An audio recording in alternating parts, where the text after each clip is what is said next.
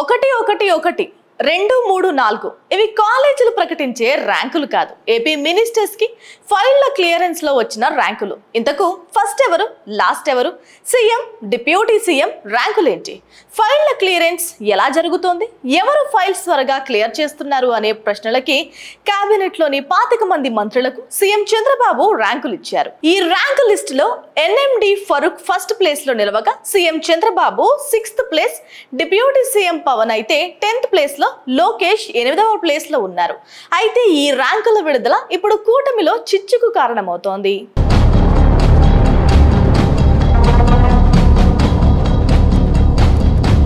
CM Chandrababu తీసుకున్న ఈ ర్యాంకుల నిర్ణయం ఇప్పుడు కూటమిలో అగ్గి లేకుండానే మంటలు వ్యాపించేలా చేస్తున్నాయి.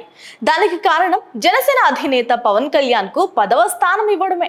పవన్ డిప్యూటీ సీఎం గానే కాకుండా తన పరిధిలోని శాఖలను అత్యద్భుతంగా నిర్వహిస్తున్నారని జన సైనికులు భావిస్తున్నారు. అటువంటి పవన్ కు ఈ జాబితాలో 10వ స్థానాన్ని కేటాయించడం పట్ల జన సైనికులు తీవ్ర అసహనాన్ని వ్యక్తం చేస్తున్నారు. అందులోనూ లోకేష్ కంటే పవన్ కళ్యాణ్ వెనుకబడడం పట్ల వారంతా మరింత రగిలిపోతున్నారు. తన కుమారుడికి మంచి ర్యాంక్ ఇవ్వాలనుకుంటే ఇచ్చుకోవచ్చు, కానీ పవన్ కళ్యాణ్ మాత్రం తక్కువ చేసే ప్రయత్నం చేయడం సమంజసం కాదని పలువురు జన సైనికులు మండిపడుతున్నారు.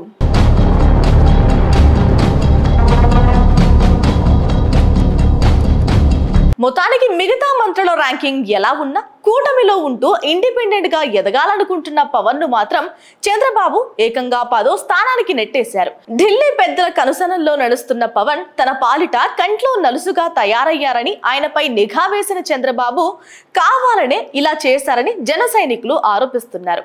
తనను అన్ని విధాలుగా టార్గెట్ చేస్తున్న చంద్రబాబును పవన్ ఏ విధంగా కంట్రోల్ చేస్తారు, కూటమి ప్రభుత్వంపై ఏ విధంగా తన సొంత ముద్ర వేసుకుంటారా అని పవన్ ఫ్యాన్స్ ఎదురు చూస్తున్నారు. చూడాలి మరి దీనిపై డిప్యూటీ సీఎం ఎలా రియాక్ట్ అవుతారు.